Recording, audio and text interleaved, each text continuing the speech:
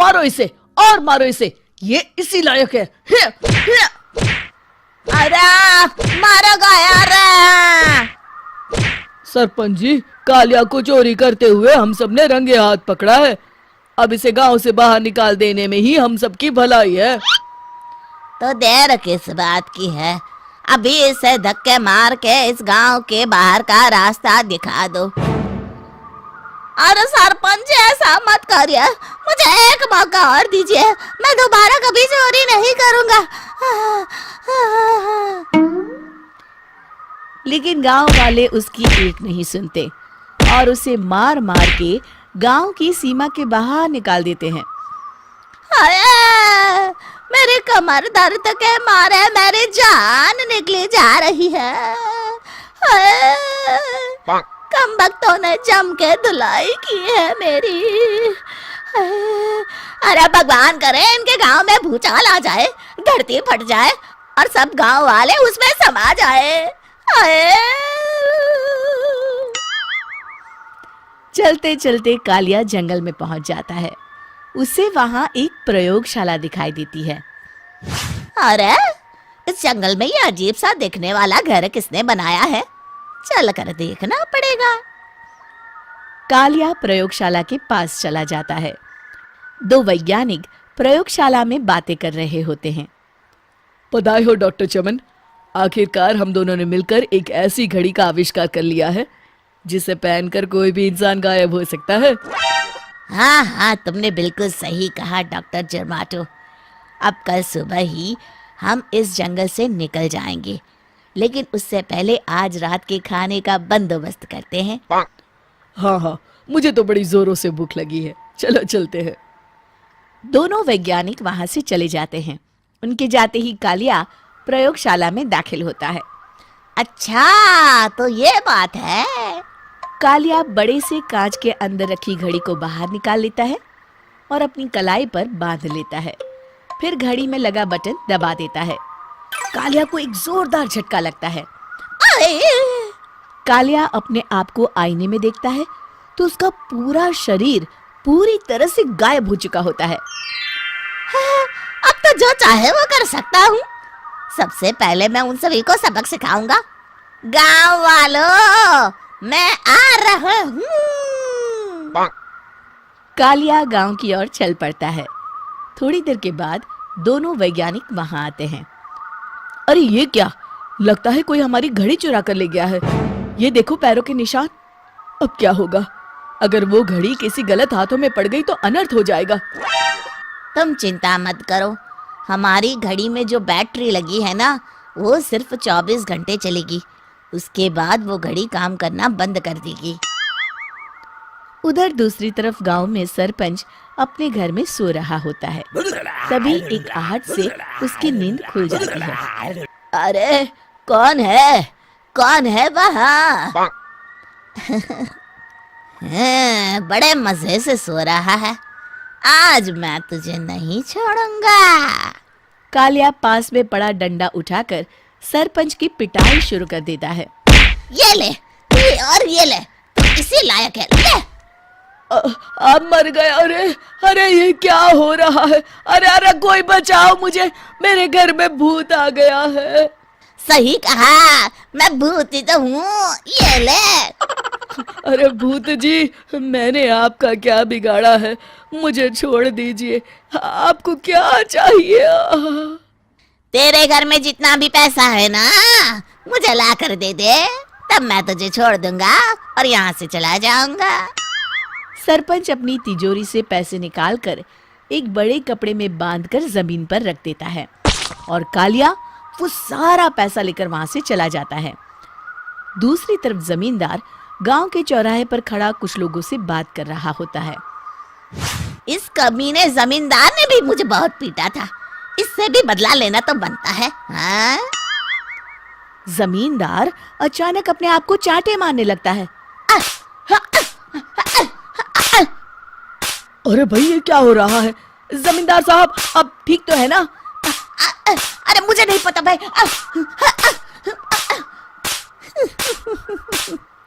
अरे मर गए रे, ये तो पक्का किसी भूत प्रेत का काम है। जमींदार के अंदर कोई भूत आ गया है। इससे पहले कि ये हमारे अंदर आ जाए, मनोहर भाई अपनी जान बचानी है तो भागो यहाँ से। ये क्या? अरे बाप रे बाप, मुझे तो भूतों से बड़ा डर लगता है। मैं तो चला यहाँ से। अगली सुबह इस घटना से पूरे गांव में दहशत फैल जाती है। सभी गांव वाले आपस में बात करने लगते हैं। अरे भाई, पता नहीं कहाँ से हमारे गांव में एक भूत आ गया है। उसने कल रात को सरपंच और जमींदार की खूब पिटाई की और उनके सारे पैसे भी लेकर चला गया। हाँ भाई हाँ, ये भूत तो मुझे बड़ा अजीब लगता है। मेरी समझ में नहीं आता कि भूत उन पैसों का करेगा क्या। अरे तेल में पकोड़े बना के तलेगा बेवकूफ। इस बात की चिंता करके कहीं वो भूत हमारे घर में ना आ जाए। तुम बिल्कुल सही कह रहे हो आर्या, मैं भी इसी बात से घबरा रहा हूँ। अच्छा, अब मैं अपने घर जा रहा हूँ। तुम सब भी अपने अपने घर चले जाओ। उस भूत का कोई भरोसा नहीं है। हाँ। तीनों वहां से चले जाते हैं। दूसरी तरफ कालिया सारे पैसों को एक खंडर में छुपा देता है। इतने सारे रुपए तो मैंने अपनी पूरी जिंदगी में एक साथ कभी नहीं देखे। इस तरह कुछ दिनों में मैं अमीर बन जाऊंगा। आज मैं उस मोटे बब्बन को अपना शिकार बनाऊंगा। सुना है दहेज में बहुत सारे पैसे और गहने मिले हैं उसे। रात होते ही कालिया बब्बन के घर में घुस जाता है। हाँ, मिल गई तिजोरी। अब जल्दी से इसे खोलकर सारे पैसे निकाल लेता हूँ। अरे खुल जा खुल जा। खुल गई। कालिया पैसे थैले में भर ही रहा था कि तभी बब्बन उसके बगल में आकर खड़ा हो जाता है। भाई क्या कर रहा है? हाँ? अरे हट। अरे तेरी इतनी हिम्मत, मैं तेरे सामने खड़ा हूँ और तू फिर भी मेरी तिजोरी से पैसे चुरा रहा है। अरे मैं तो गायब हूँ, तू मुझे कैसे देख रहा है? कालिया अपनी घड़ी को देखता है। अरे इसे क्या हो गया है? हाय, लगता है बैटरी खत्म हो गई। अच्छा, तो आज मैं तेरी बैटरी अच्छे से चार्ज कर देता हूँ। अरे भाग्यवान, जरा मेरा डंडा तो लाना। ये मोटा मुझे नहीं छोड़ेगा। अरे भागो। कालिया भागकर घर के बाहर जाता है। बाहर सभी गांव वाले हाथ में डंडा लिए खड़े होते हैं। अच्छा, तो तू वो भूत है? मुझे माफ कर दीजिए सरपंच जी, मैं आपके और जमींदार जी के सारे पैसे लौटा दूंगा और आज ही हमेशा के लिए ये गांव छोड़कर चला जाऊंगा। शिक्षा, बुराई ज्यादा दिन की मेहमान नहीं होती, एक दिन उसका अंत हो ही जाता है।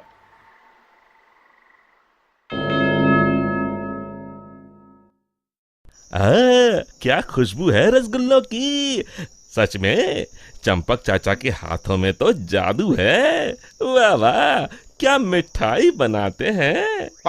जैसे ही शामू सामने रखी मिठाई खाने जाता है, तभी अचानक मिठाई की थाली उसके सामने से गायब हो जाती है। अरे ये क्या हुआ? मेरी मिठाई कहाँ चली गई? तभी किसी की जोर जोर से हंसने की आवाज आती है। शामू देखता है सामने एक चुड़ैल खड़ी उसकी मिठाई खा रही है। ये तो मेरी मनपसंद मिठाई है। और तू इसे अकेले अकेले खाना चाहता था।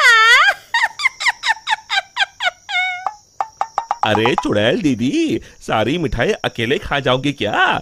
थोड़ी मुझे भी दे दो। मिठाई के साथ साथ मैं तो तुझे भी खा जाऊंगी। अरे बाप रे, भागो, इस भुक्कड़ चुड़ैल का कोई भरोसा नहीं। रुक जा, भागता कहाँ है? अरे भागो रे। शामू अपने सर पर पैर रखकर वहां से भाग जाता है। देखते ही देखते अगले कुछ दिनों में पूरे गांव में भूखी चुड़ैल का आतंक कायम हो जाता है। चुड़ैल रोज किसी न किसी के घर से उसका सारा सामान गायब कर देती। धीरे धीरे उस गांव में अनाज की कमी होने लगी। लोग बड़ी मुश्किल से एक वक्त का खाना खा पाते। फिर एक रात गिरधारी सेठ अपनी दुकान बंद करने ही वाला होता है कि तभी अचानक उसे चुड़ैल के हंसने की आवाज सुनाई देती है।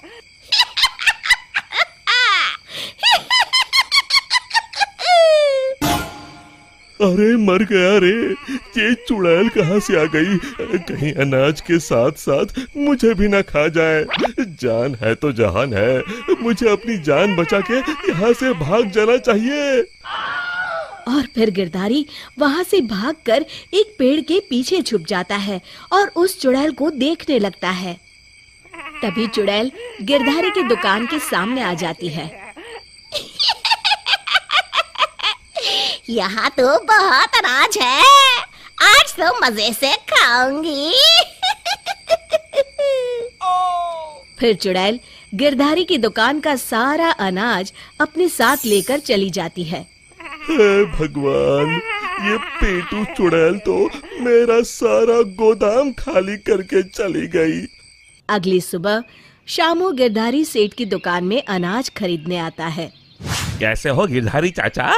मुझे थोड़ा अनाज खरीदना है, यही दाल चावल वगैरह। गिरधारी उदास होकर कहता है, अरे शामू, अब क्या बताऊं? कल रात वो भुक्कड़ चुड़ैल मेरे गोदाम से सारा अनाज उठा कर ले गई।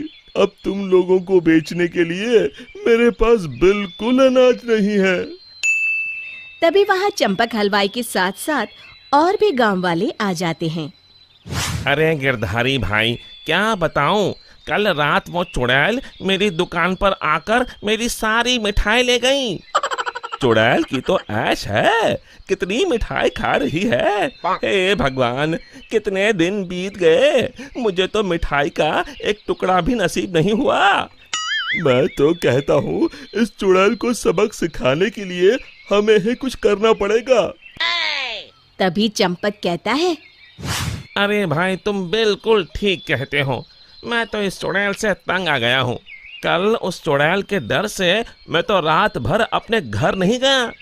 अरे भाई, इस तरह डरने से काम नहीं चलेगा। हमें मिलकर कोई ऐसा तरीका निकालना होगा कि उस चुड़ैल से हमेशा के लिए मुक्ति मिल जाए। तभी भीड़ में खड़ा हरिया कहता है, भाइयों, अगर मेरी बात मानो तो हमें उस चुड़ैल की कमजोरी का फायदा उठाना चाहिए, और उसकी कमजोरी है खाना। हाँ हाँ, तुमने सही कहा। उसे खाने का लालच देकर फंसाना होगा। उस चुड़ैल को खत्म करने के लिए मेरे पास एक बढ़िया तरकीब है। फिर अगले दिन हरिया चंपक मिठाई वाले से खूब सारी मिठाई बनाने के लिए कहता है। फिर वो तेल के व्यापारी कल्लूमल के यहाँ से बहुत सारे तेल के बड़े बड़े पीपे बैलगाड़ी में लाद कर लाता है। शामू भागता हुआ वीरू के पास आता है और कहता है, ये लो वीरू भैया, आपके कहे अनुसार मैं बहुत सारी मजबूत रस्सियाँ ले आया हूँ। गिरधारी चाचा, हमारे गांव के चौराहे के पास जो सूखा कुआं है, हम उसमें तेल भर देंगे और फिर उसके ऊपर बहुत सारी मिठाई कुछ पीपों में भरकर रस्सी से बांधकर कुएं के अंदर लटका देंगे। मिठाई का लालच चुड़ैल को कुएं के अंदर जाने के लिए मजबूर कर देगा, और फिर जैसे ही चुड़ैल कुएं के अंदर जाएगी, हम सब कुएं के अंदर तेल में जलती हुई मशाल फेंक के उसमें आग लगा देंगे, और फिर वो चुड़ैल उस आग में जल के खत्म हो जाएगी। फिर उसी शाम सभी गांव वाले बिल्कुल वैसा ही करते हैं और फिर जलती हुई मशाल लेकर सब पेड़ के पीछे छिप जाते हैं। इतनी सारी मिठाई की खुशबू चुड़ैल को उस कुएं के पास खींच लाती है। इतनी अच्छी मिठाई की खुशबू कहाँ से आ रही है?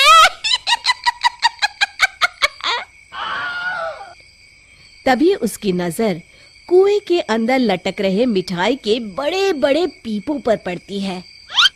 अरे वाह, इतनी सारी मिठाई! आज तो खूब चटकारे लेकर मिठाई खाऊंगी।